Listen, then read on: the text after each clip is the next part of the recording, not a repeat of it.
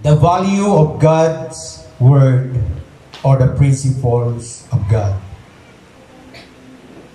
Pag sinabi po nating value sa ating buhay, meron ba tayong mga value na iniingatan? Meron ba tayong mga value na ating pinapahalaga, yung mahalagang bagay na iyong pinapahalagahan? Yung po ibig sabihin dito. Amen? Amen. But the Word and the principle of God is a great value na ibinigay po sa atin ng Panginoon. Sa Bible po, may dalawang tao na ipinakita rito na makikita natin halimbawa tungkol sa pagpapahalaga nila sa mga mahalagang bagay or sa pagpapabaya nila sa mahalagang bagay. To keep or to commit the value and disregard or to violate the principle, the Word of God, or the value.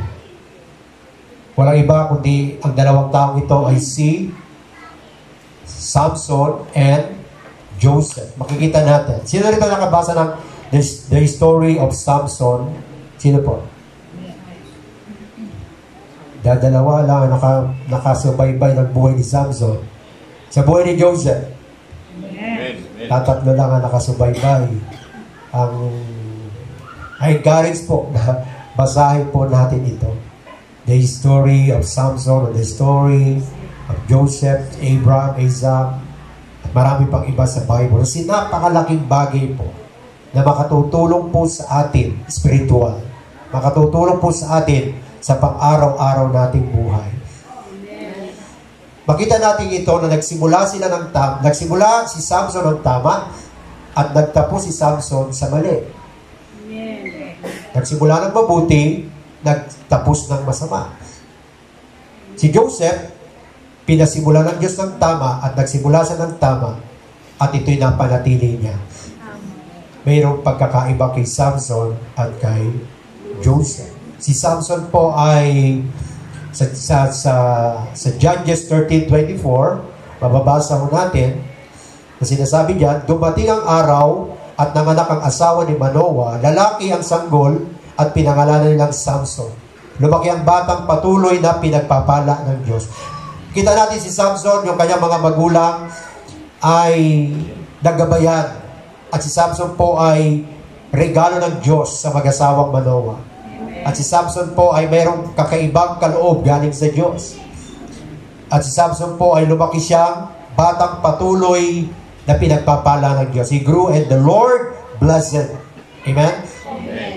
At dumating yung panahon na si Samson po ay nag-iba po siya ng lumihis po siya doon sa payo ng kanilang magulang or sa kalooban ng Diyos. At si Samson po ay pagdating sa huli po ay napahamak po si Samson. Binulag po yung kanyang mata, namatay po siya ng masabi natin hindi niya na-glorify ang Panginoon sa buhay niya. Dahil lang sa isang babae. Ang pangalan ay si Delilah. But Joseph, mayroong kakaiba si Joseph. In 37 verse 5, si Joseph naman ay nanaginip si Jose at lalong namuhi ang mga kapatid niya at ito'y kinuwento sa kanila. Sa mga kasaysayan ni Joseph, mayroong pangitain. Sabi mo, pangitain. Vision na binigay ang Diyos kay Moses. Vision, the plans of God, na mayroong better and greater destiny na nakaprepare si Lord para sa kanya. At si Joseph po, hindi madali. Dumaan si Joseph na maraming struggle, na maraming situation, na difficult situation, pero napanatili po niya yung commitment niya sa value. Amen? Amen. Napanatili po niya yung kanyang pagpapatuloy na lakaran ang banal na kalooban ng ating Panginoong Diyos. Hindi niya na-violate ang principle, hindi niya na-violate ang law, hindi niya na-violate ang command ng ating Panginoon Diyos. Iningatan niya po ito sa kanyang puso. Amen? Amen. So God's love us very, very much. Do you believe that? Amen. Na mahal tayo ng Diyos. Sobra, sobra. More than anything, more than we know that. Amen? Higit pa sa alam natin. Kasi grabe yung pagmamahal ng Diyos sa atin. matindi yung pagmamahal ng Diyos sa buhay mo. Ewan ko lang kung yan ang nakikita mo sa buhay mo. Kahit ang tigas ng ulo mo, kahit pasuway ka, kahit paliko ka, palihis ka patungo sa Diyos, pero still, God loves you. Amen. Hindi nagsasawa ang Diyos na mahalin ng tao. But praise God, kaya ka nandito sa presence ng Panginoon, kaya ka nakikinig ngayon, sabi sa katabi mo, tapos alam mo kung bakit? Kasi nagkaroon ka na ng takot at pagmamahal sa Diyos. Agree ba siya? Ba't malungkot pa rin siya?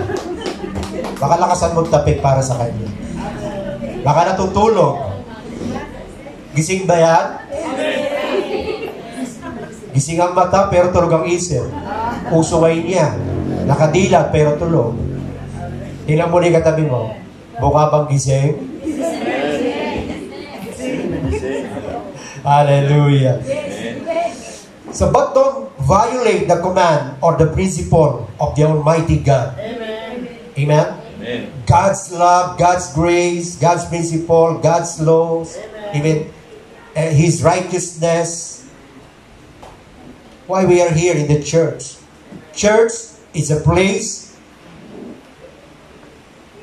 of na tayo po ay dito po tayo dinidisciple ni Lord, dito po tayo dinidisiplina ni Lord, dito tayo tinuturuan ni Lord ng maraming bagay patungkol sa maraming bagay tungkol sa spiritual. Dito niya nilalatag ang kanyang kapahayagan through His mighty word. Amen. Church is a place of spiritual growth. Amen. Dito tayo lumalago, dito ka lalago. Kaya nga kung bukas ang iyong puso, bukas ang iyong isipan, nare-receive mo yung word na ating Panginoon, imposibleng hindi ka lalago. Imposibleng hindi ka mamumunga. Amen. Say amen. Amen. Even your attitude, your character, magkakaroon ng pagbabago. Amen? Hindi mo ito makukuha sa palengke, hindi mo yan makukuha sa mga panonood ng sine, pag-bowling, pag-shopping. Hello? Amen. Or paglalakwartya, pagbo-boyfriend, pag-girlfriend, pagkikipagrelasyon, kundi sa ating Panginoon lamang. Amen po? Amen. This is a place of a molding. Minomold tayo ng Panginoon to become a better person, to become a better leader. Amen. Amen po ba? Amen. Dahil ikaw ang gagamitin ng Diyos. Sabi sa katabi mo, dalawang tapik. Dahil ikaw ang gagamitin ng Diyos upang magdala ng pagbabago sa paligid mo. Ikaw ang solusyon, hindi ikaw ang problema. Kung sabi mo katabi mo, mukhang solusyon ba siya o mukhang problema? O mukhang malaki ng problema? Hello? Ang nakita ng Diyos sa iyo, ikaw ay magiging solusyon. Hindi ikaw magiging problema. Ikaw magiging pagpapala. Hindi ka magiging sumpa. Say amen? Nakita ng Diyos sa iyan. Ewan ko lang kung nakita mo yan sa sarili mo. Anong nakikita mo pag umaharap ka sa salamin? Anong nakikita mo pag nag-iisa ka at nasasabi mo sa iyong sarili? Hello? Ikaw ay pinagpala, pinaburan, pinagyaman. Di ka maka-agree, di ba? Kasi ibang iniisip mo. Kasi ibang iniisip ng Diyos sa iniisip mo. Kaya di ka maka-agree. Ang ganda ng plano ng Diyos sa bawat isa sa atin. Ang buti ng Diyos para sa atin. So, hallelujah. Kaya ito ang dahilan ng Diyos, kaya ka tinawag. Kaya ka pinili ng Diyos. Hindi ikaw ang pumili sa Diyos. Hindi ikaw ang nagmahal sa Diyos. Si Lord ang nagmahal sa iyo. Si Lord ang pumili sa iyo. Wow naman. Lord, tindi mo. Minahal mo ako. Pinili mo ako. Rejection ka nga eh. Hindi ka nga tanggap ng tao. Minsan, pamilya mo, hindi ka tanggap eh. Hindi ka nga tanggap ng mga kaibigan mo, ine-excuse ka lang eh. Pero si Lord, totoo para sa iyo. Ewan ko lang kung nakita mo yan.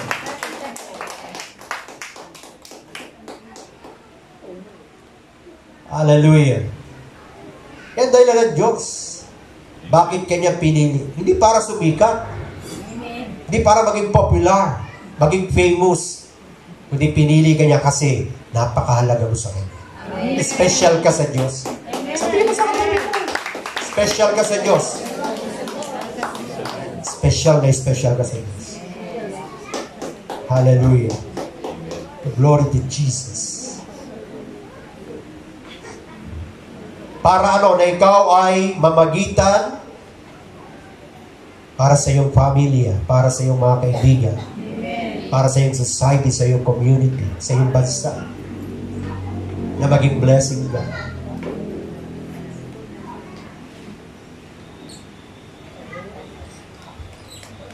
Kasi hindi mo na-receive eh, di ba? Tignan mo, sinasabi Lord na maging blessing ka, pinagpala ka na. Nandiyan sa loob mo yung malaking pagpapala ng Diyos. Amen. Gusto ni Lord ilabas siya sa buhay mo. Ang pinakikita lang ng kaaway sa iyo, puro negative, puro pangit.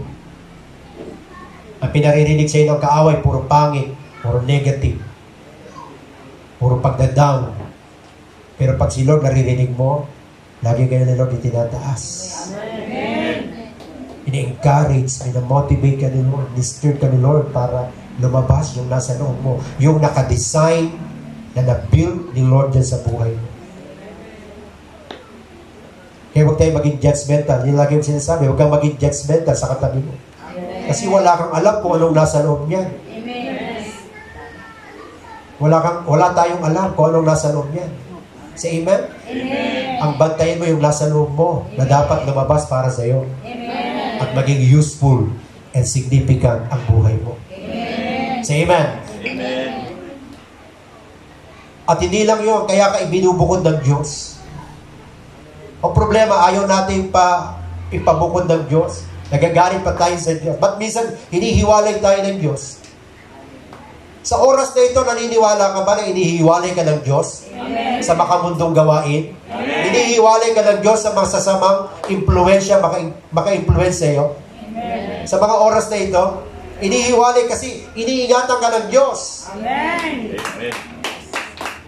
Pero kung malungkot ka pa rin pag nasa presence ka ni Lord. Kasi ang isip mo nandun yata sa labas, wala sa presence ni Lord. I'm talking to myself. May kausap ba ako? Yes, sir. O sarili mo lang kausap ko ngayong umaga. Kaya kung naghahangad tayo na magamit ng Diyos, meron ka bang ganong desire?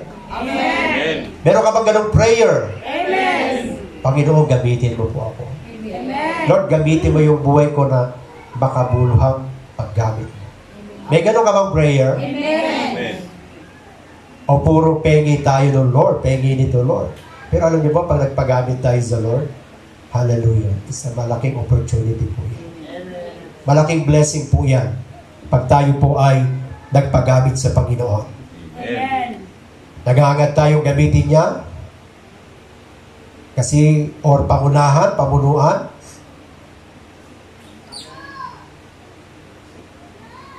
Hindi ka follower, ikaw ay leader. Hindi ka bundot, ikaw ay ulo. Amen. Hindi ka nasa ilalim, ikaw ay nasa ibabaw. Amen. Hindi ka sinumpa, ikaw ay pinagpala. Amen. Tatatlo lang nakareceive.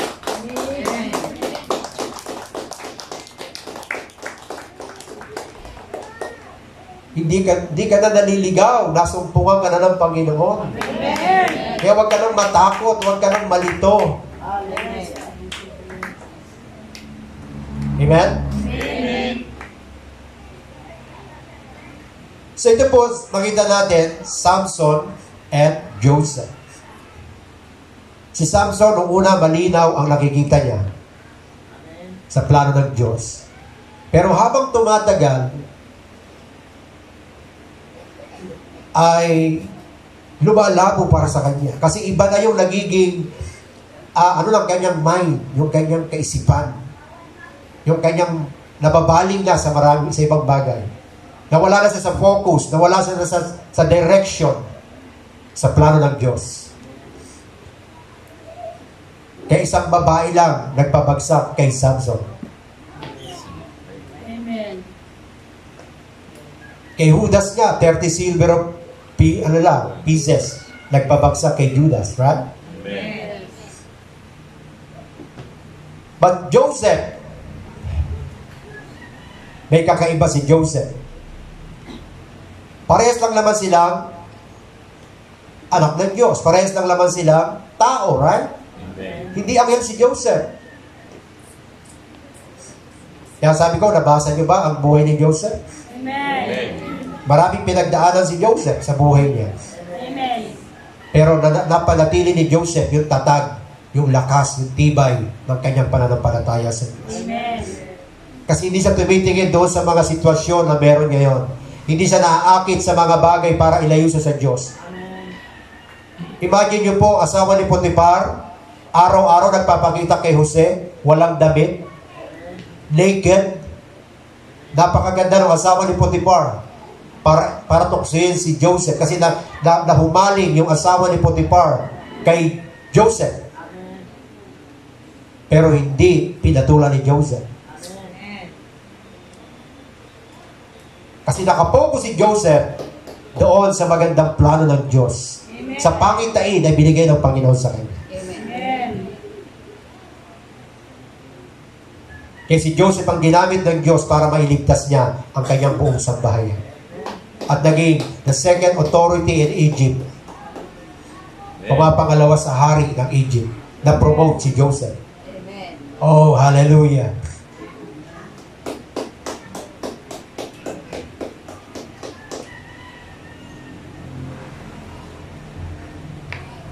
Kaya yung pong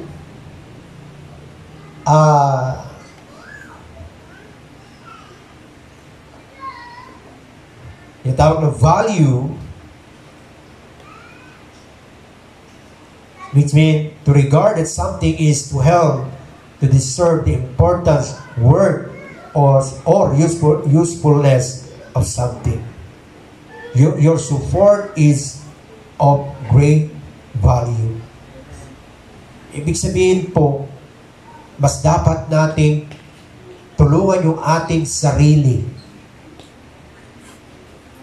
sa tulong ng Diyos. Si Lord, yung plano ni Lord para sa atin, tapos na. Tinapos na niya. Pero habang tayo ay patungo doon sa destiny na yon, maraming distraction na po pwedeng dumaan sa atin. Maraming temptation na dumaan sa atin. Maraming trials or challenge na dadaan sa atin. Amen.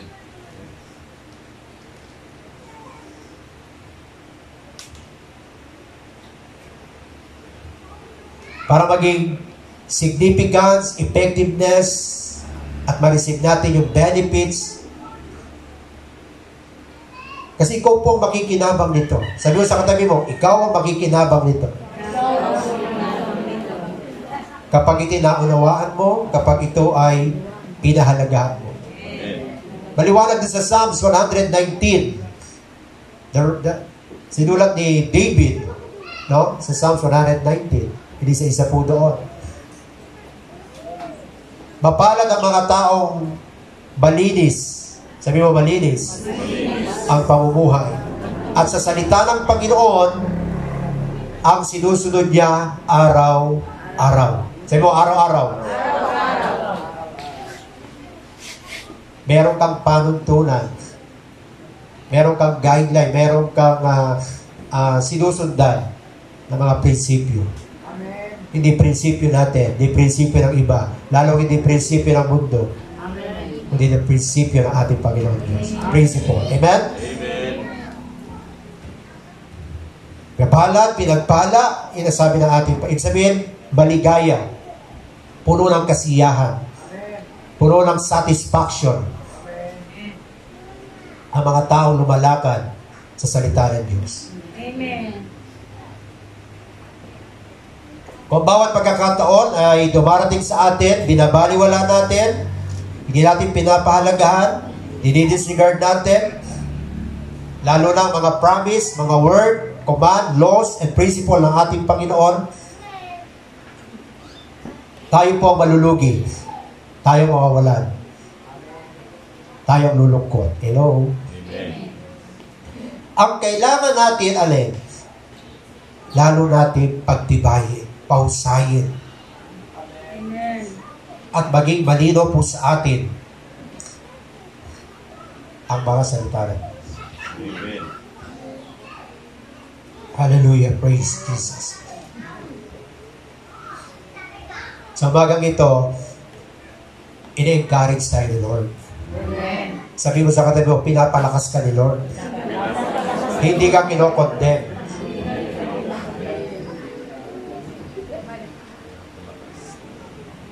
Lalong hindi ka pinapahiya ng Diyos. Amen. Hello. Amen. Pinalalakas tayo ng Diyos. Amen.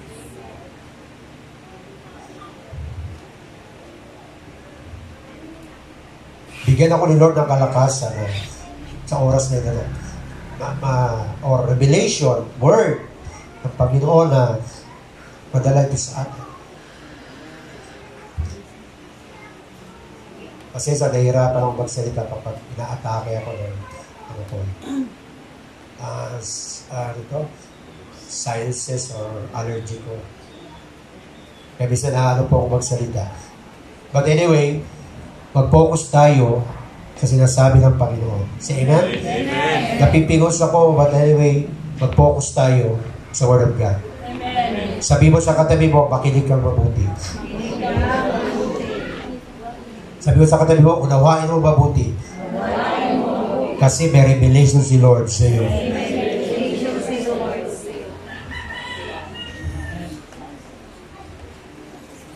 Principle number 1, be diligent to learn God's Word. Be diligent and to learn. Saan? Sa salita ng Diyos. 2 Timothy chapter 2 verse 15. Sikapin mong maging kalugod-lugod sa paningin ng Diyos. Kanino raw? Sa paningin ng Diyos. Ano dapat tayo maging kalugod-lugod? Sa paningin ng Diyos. Sa paningin ng Diyos. Do your best. Si Lord ang ma-attract sa atin. Amen.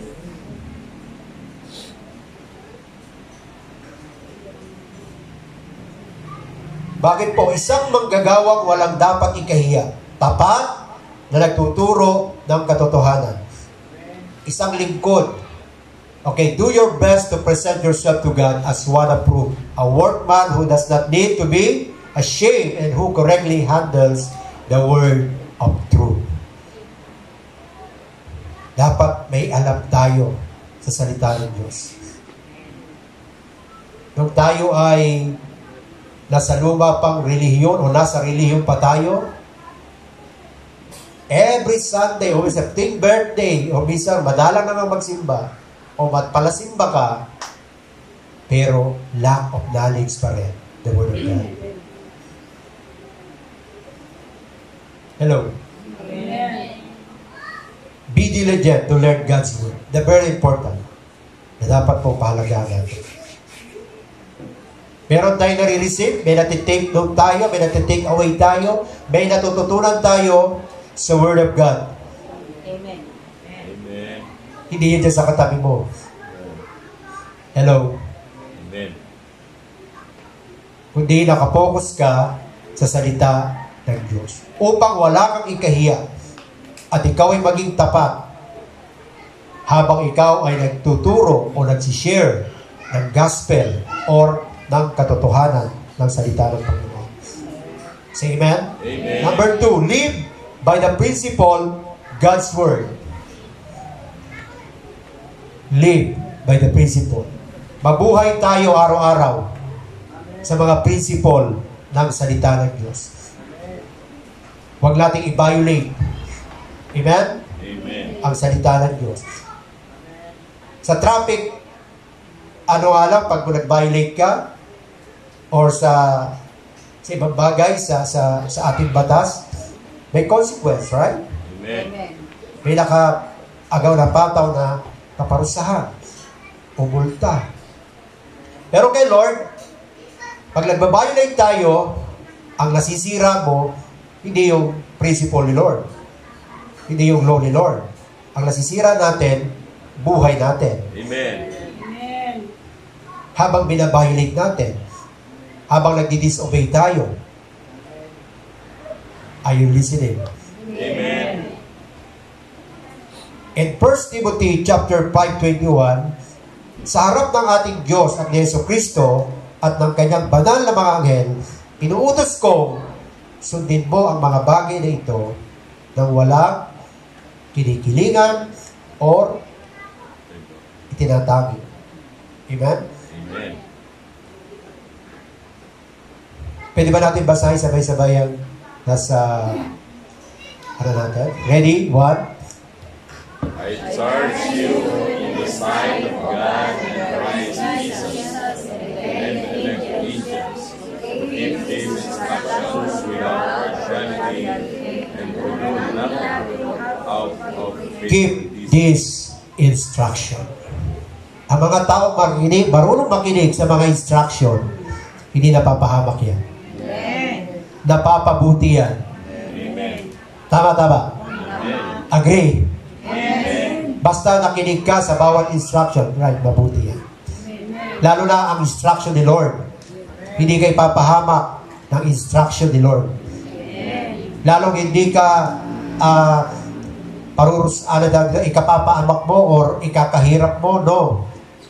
Kapag ikaw ay marunong makinig sa instruction ni Lord. Amen? Amen. Number 3, give God control and He will guide.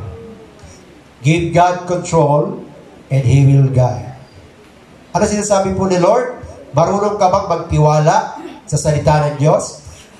Marunong ka bang magtiwala sa pangako ng Diyos?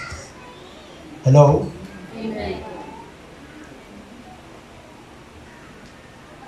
Kaya mo ba ibigay sa Diyos Amen. Amen. ang iyong pagtitiwala? Amen. Minsan sa paligid natin, hindi mo kayang kontrolin. Asawa mo, hindi mo kayang kontrolin. Mga anak mo, hindi mo kayang kontrolin. Mga tao mo sa paligid, hindi mo kayang kontrolin. Pero sabihin mo sa katabi mo, yung sarili mo, kaya mo kontrolin. Yun lang magagawa mo. Kaya mong kontrolin yung sarili. Ikaw yung mababago. Ikaw yung binabago. At upang ikaw ang magdala ng pagbabago sa paligid mo, sa pamilya mo. Tama. Amen. Tama. Proverbs chapter 3 verse 5, sa Panginoon ka magtiwala ng buong puso at lubusan at huwag kang mananangan sa sariling karunungan. Sa lahat ng iyong gawain, silang iyong alalahanin upang ika'y patnubayan sa iyong mga tatahakin. Hallelujah. Sa Panginoon tayo magtiwala. Amen. Yun po sinasabi ng give God control. Una, ibigay mo yung sarili mo sa Diyos. Amen? Amen. Ibigay mo sa Diyos yung mga bagay na hindi mo kayang lutasin, mga bagay na hindi mo kayang solusyonan, imposible na, pero si Lord, walang imposible. Kay Lord, walang mahirap. Maging sa mga anak po natin, maging sa asawa natin, maging sa kanino man, para sa, minsan, sa paligid natin. Pero pag nagsimula tayong magbago, sinimulan natin kontrolin sarili natin, di ba yung mga madalas nagkaaway alin dyan? Di ba yung parehas tama? Dahil parehas silang may tama. Pero pag isa niya nag-admit na, I'm wrong, di ba titigil na siya? Amen. Wala nang argument. Amen? Wala nang magiging argue. Yan po tinatawag na stronghold sa atin, na nilalagay sa atin ng kaaway, ay yung ating mga pangangatwiran. Amen. Ipaglalaban pa natin yan. Amen? Amen. Kaya habang lumalaban, ipinaglalaban mo, lalong gumugulo, di mo nakikita? Lalong nagkakabuhol-buhol, lalong nagiging masalimot, lalong nagugulo ang lahat ng bagay. Pero once na nag-surrender ka kay Lord, once na isinuko mo kay Lord, nakikita mo yung, wow, Lord, di ba nagiging maayos na uli ang lahat? Amen. Kasi si Lord nakikialam na. Amen. Si Lord may ginagawa na. Saan sa may ginagawa? Hindi doon sa partner mo, hindi doon sa anak mo, doon sa loob mo. Amen. Kasi pinayagan mo si Lord na makialam sa iyo. Amen. Tama ba? Amen. Doon ako nagpastor, sabi ko, mga anak ko, di ko palalaking parang PK o pastor's kid na masyado ko silang babantayan, masyado ko silang i-monitor, masyado kung ano yung gusto ko, dapat ito yung mangyari sa kanila. Hindi po, sinundan ko yung principle ni Lord. Lord, paubaya ako sa iyo aking mga anak. Ikaw ang magtuturo sa kanila. Ikaw ang gagabay sa kanila. Bilang magulang, andun lang din naman yung responsible. Amen? Amen. Read Isaiah chapter 54 verse 13. Isaiah 54:13. Sabi ng ating Panginoon, ako ang magtuturo sa iyong mga anak. Buhay nila ay giginhawa, buhay nila ay uulat, buhay nila ay papayapa dito sa lupa. Amen. Amen. Gusto ba natin makita yung malaking tagumpay ng Diyos sa ating mga anak? Amen. Matutunan natin sila ipagkatiwala sa Diyos. Amen. Kasi even mga anak po natin, tandaan natin, tulad din natin, sinful sa nature sa atin, alin?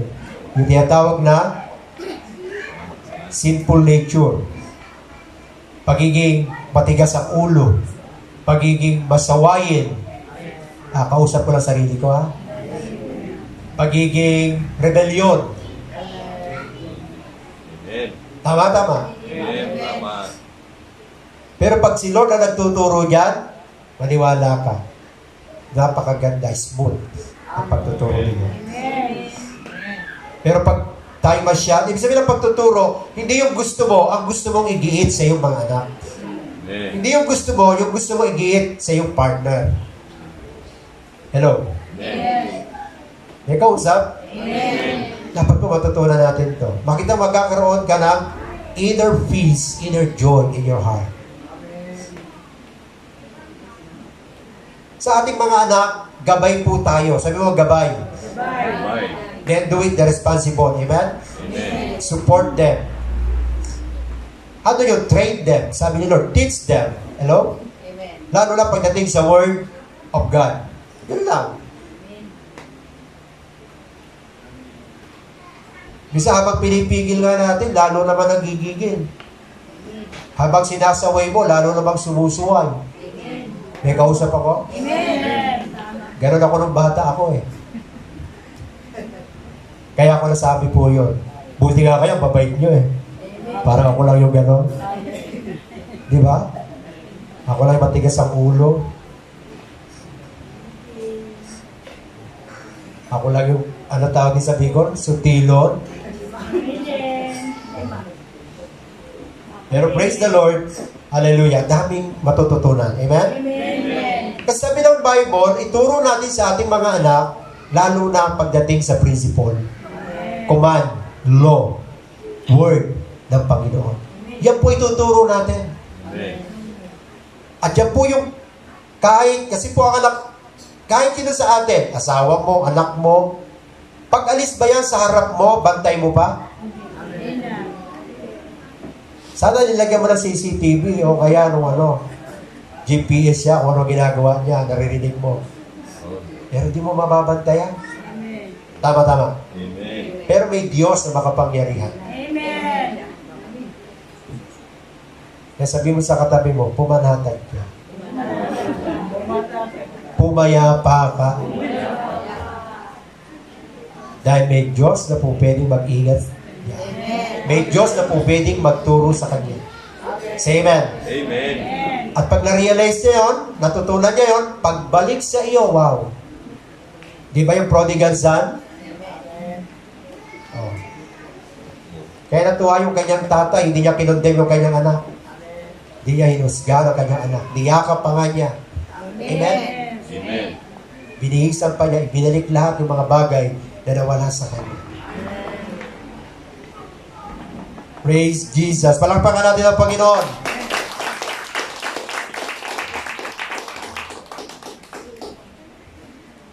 Before love others, number 1 ay dapat munang matutunan mong mahalin ang iyong sarili. Paano ka magmamahal sa iba, sarili mo lang, hindi mo mamahal. Hello? Kasi sabi ng Panginoon, yung mahalin mo ang iyong kapwa, gaya ng iyong pagmamahal, gaya ng iyong pagmamalasakit, gaya ng iyong pag-aalaga. May kausap? Sa iyong sarili. Tama po? Amen. Hallelujah. Ang Diyos ay merong mga bagay na gustong itatag dyan sa buhay mo. Meron siyang gustong itayo dyan sa buhay mo. At alam niyo ba na gusto niya itayo sa buhay mo? Maganda. Amen. Hindi pangit. Kaya mga taong nagpasimulang tanggapin si Jesus bilang Panginoon, bilang tagapagligtas, sabihin mo sa katabi mo, ang buhay mo ay paganda ng paganda. Ang buhay mo ay pabanal ng pabanal. Ang buhay mo ay paayos ng paayos. Iba, wala nang kausap. Hangin na lang ang kausap.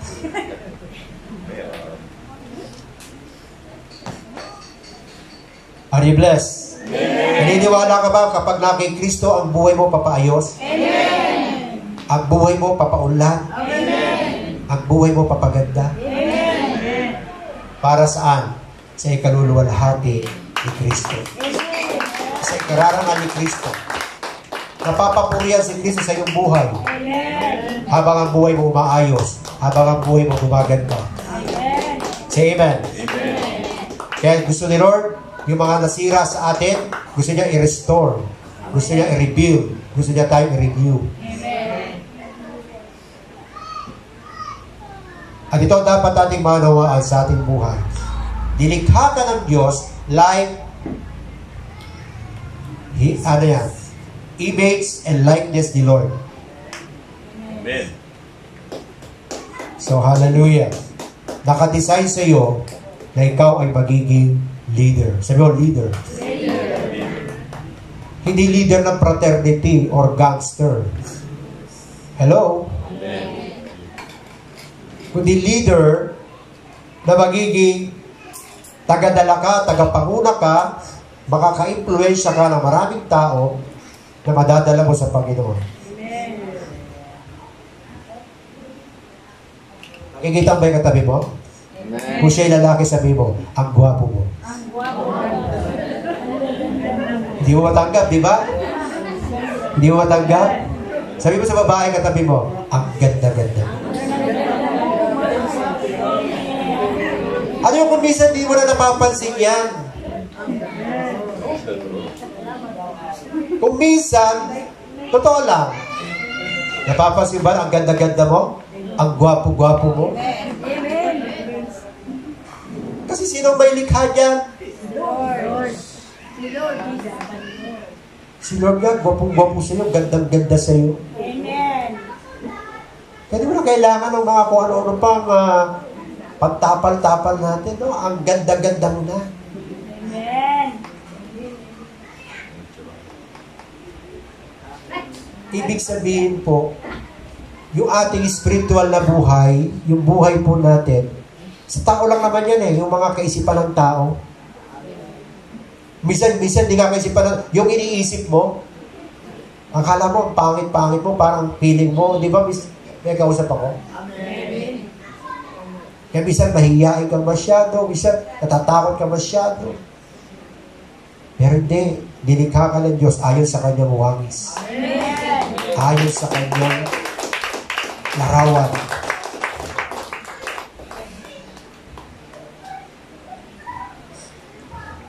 Ang paglikha ng Diyos sa atin, napakaganda.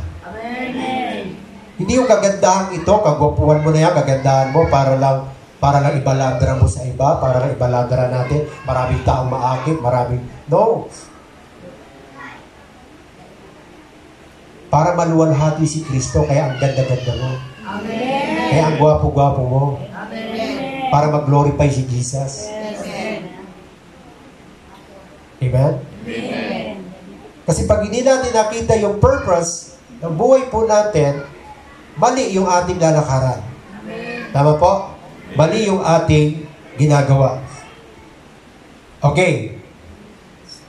Glory to Jesus. Because we are all designed to love God. Sabi mo. Because we are all designed to love God.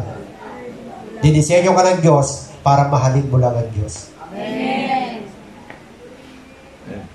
Kasi bakit? Mahal na mahal ka ng Diyos eh. Amen. Sino mga tao, rebellious siya, sinner, humiwalay sa Diyos. Pero yung pagmamahal ng Diyos, grabe yung pagmamahal ng Diyos. Kagaya ko na lang.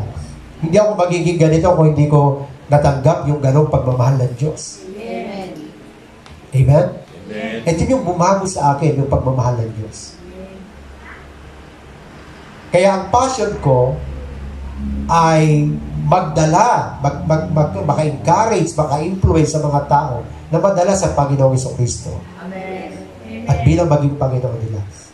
Mag-disciple, mag-soul win. Amen? Amen. So, yun ang design sa iyo. Sabi sa akin, yan ang design sa iyo ni Lord. To love God and to love other.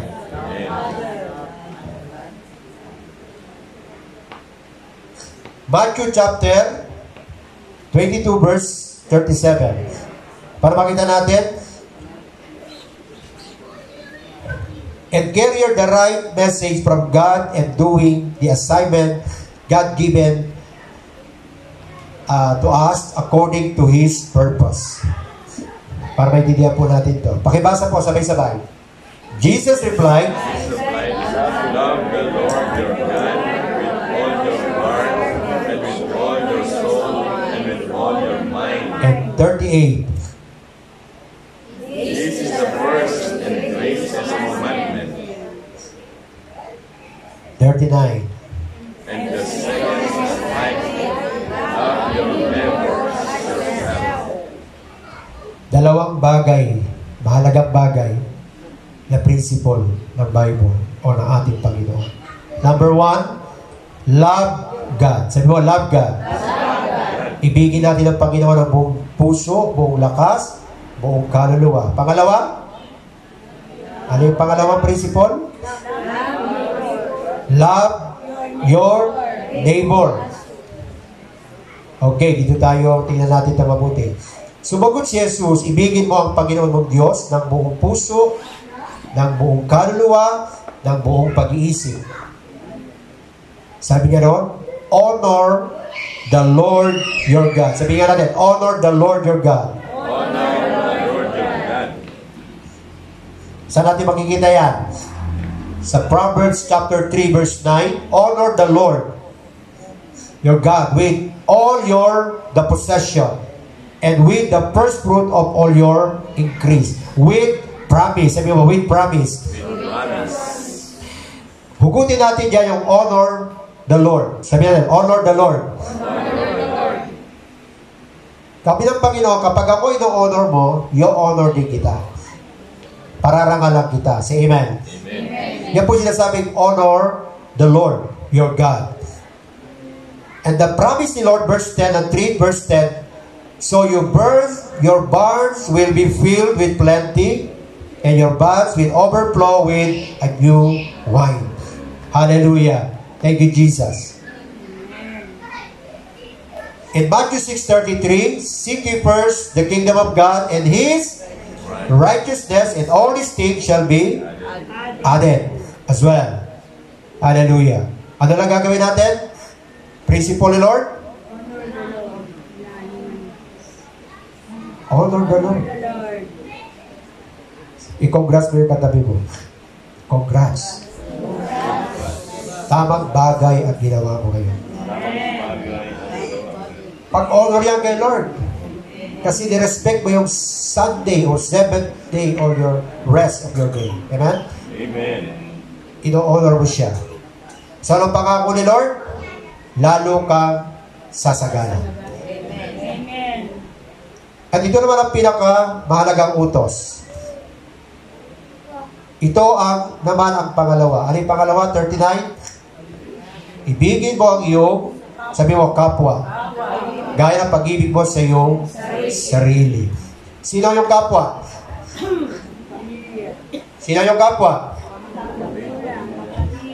Asawa, pamilya. Asawa, anak. Ang una mong kapwa, parents mo. Amen. Amen. Kasi yan ang una mong nakita sa mundo. Amen. Parents mo. Wala kang ibang nakita sa mundo. Ang unang kumalong sa iyo, ang unang nag-feed sa iyo, nag-alaga sa iyo, kaya ka nandyan, parents mo. Amen. Nasa Exodus po yan.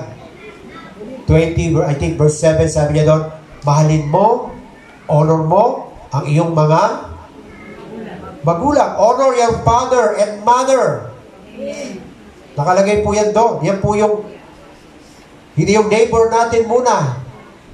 Hindi yung boyfriend mo, hindi yung girlfriend mo. Yes.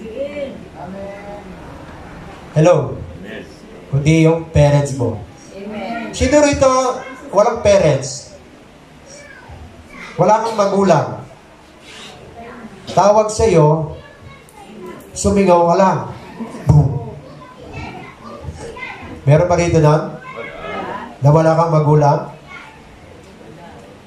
Hindi, alam ko kung ang magulang mo hindi mo nagisnan, pero may magulang ka, right?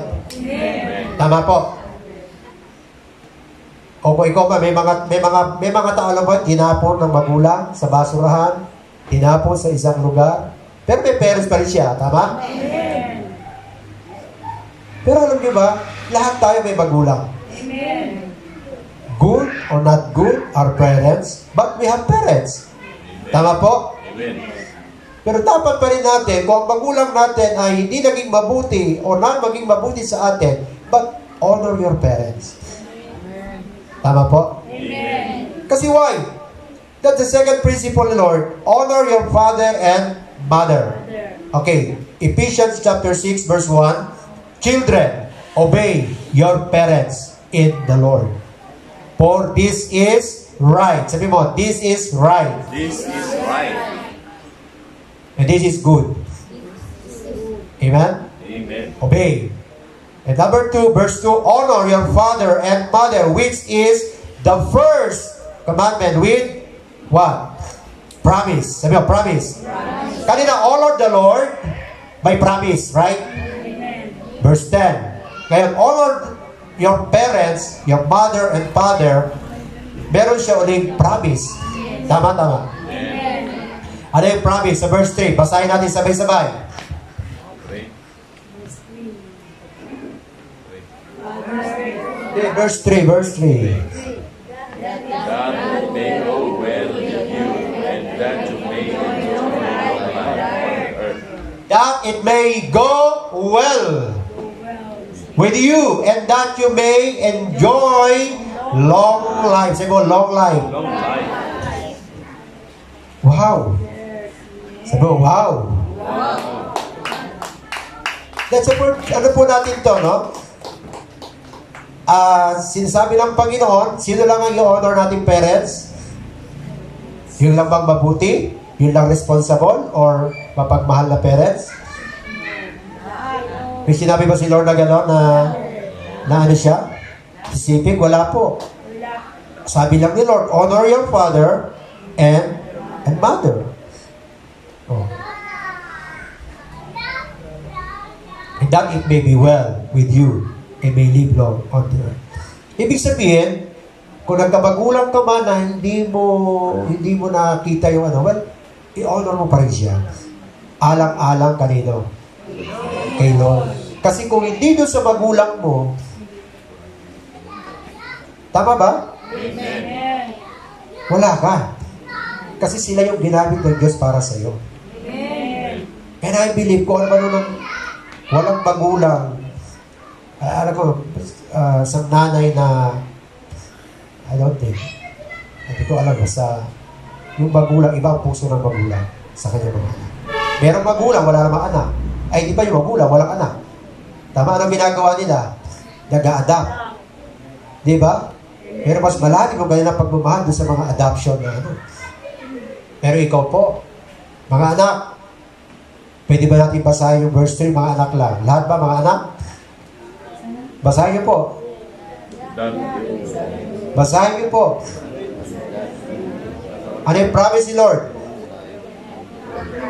Kahit nanay ka na, tatay ka na, anak ka pa rin, may anak ka pa rin. Anak ka pa rin, may magulang ka pa rin. Ibig sabihin, babasahin po natin lahat. Read. That we may go where with you, and that we may enjoy the life on the earth. Tama po. Amen. So, hallelujah. Mga anak, yan lang po. Lahat tayo anak, may magulang. Honor the Lord, number 1. Honor the Lord. And number 2, honor your parents.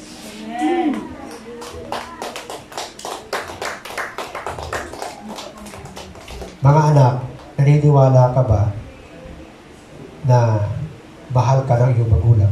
Amen. Naniniwala ka ba na mahal ka ng Diyos? Amen. Amen. Obey your parents. Kung instruction, obey your parents. Say amen. Amen. So, purihin ang ating Panginoon. Purihin ang ating Diyos. Hallelujah. So, don't violate the principle, the law, commands, and the Word of God. Huwag natin i-violate. Tayo ang mahihirapan. Tayo ang masasaktan. Tayo ang mapapahamak. Kahit i-violate natin na i-violate yung word ni Lord, si Lord mananatili pa rin siyang Lord. Mananatili pa rin siyang Diyos. Tama. Pero ito po yung good lesson na meron tayo ngayon. Nire-remind tayo ni Lord araw-araw sa kanyang salita. Pag sinabi ni Lord, huwag mong gawin yan, na instruction, huwag mong gawin. Tama po? Pag sinabi ni Lord, ito ang gawin mo, lakaran mo ito, gawin mo, right? Amen. May instruction si Lord. Sige po, close your eyes, open your heart to the Lord, and talk to God. Kausapin mo si Lord ngayong umaga. Makipag-usap ka sa Diyos. Ipigit mo lang mata mo, then buksan mo yung puso mo sa Lord. Hindi mo na ako magpe-pray para sa iyo. Ikaw yung mag-pray. Ikaw yung makipag-ugnayan sa Diyos right now. Magpasalamat ka kay Lord. Kung ikaw ay nai-correct niya, sabihin ka ng tawad kay Lord kung para sinasabi ni Lord. Huwag tayong mahiya. Sige po, pray. Ito yung pagkakataon na mananalangin ka po. Minsan sa bahay mo, nadidistract ka sa prayer. Kausapin mo si Lord. Huwag mong pasilin katabi mo. May nagawa ka isang bagay na na-violate mo kay Lord. Humingi ka ng sorry kay Lord. Meron ka isang bagay na na-disobey mo si Lord. Humingi ka ng sorry kay Lord. And then, renew your mind. Change your mind. Sa iyong kapwa, sa iyong asawa, sa iyong magulang, sa iyong anak. Ano ba mga bagay yun? Anak, magulang, sa ikabubuti na nating lahat ang ginagawa ng Diyos. Sige po, pray. Makipag-usap ka sa Diyos personal. Hallelujah. Nakikinig ang Diyos. Pinakikinggan ka ng Diyos. Maging yung binubulong ng puso mo, sinasabi ng isip mo ngayon, naririnig ng Diyos. Yung nararamdaman mo, naririnig ng Diyos. Sige po, pray. Kung meron kang dapat patawarin, magpatawad ka po. Kung meron kang dapat humingi ng tawad, humingi ka ng tawad. Hallelujah. Thank you, Jesus. Hindi tayo kinokondemn ni Lord. Hindi tayo pinapahiya ni Lord. Mahal tayo ng Diyos. Nagbibigay lang siya ng instruction. Nagbibigay siya ng guidance natin. Thank you, Jesus. Dalawang espiritu meron sa mundo. Espiritu ni Satanas at ang espiritu ng Diyos. Ma-discern natin ano yung espiritu ng Diyos, espiritu ng Satan. Come on, pray, pray, pray. Pray for your family. Panalangin mo yung pamilya mo ngayon. Yung asawa mo, yung mga anak mo, yung kabuhayan mo ngayon, trabaho mo ngayon, protection, provision, pray, healing, pray. Hallelujah, pray for healing. Thank you, Jesus. Shandarabakatarabasha. Rebokatarabasha. Thank you, Jesus. Pwede ba natin itaas ang ating kamay sa Lord? Sabihin mo ito, Lord, salamat po sa iyong paalala, sa iyong mga salita, sa iyong mga principle, sa iyong mga laws and command. Salamat, Panginoon. Meron kayong magandang plano sa buhay ko, sa buhay ng aking pamilya, sa buhay ng aking mga anak. Maraming salamat po na lagi ko pong maalala, matanim sa puso ko, sa isip ko, ang mga salita mo, ang mga instruction mo. Maraming salamat po. Lalakad ako na magliliwanag para sa marami, magiging pagpapala para sa marami. Salamat po na pinagpala mo, pinaburan mo ang buhay kong ito. Salamat po sa karunungan, sa kaalaman, sa pangunawa na pinagkaloob mo. Salamat po sa banal mong Espiritu na nasa loob ko. Salamat po sa pagtatagumpay sa buhay nito. Salamat po sa lahat ng ito. Purihin ang iyong pangalan in Jesus' name. Amen. Palakpakan natin si Jesus.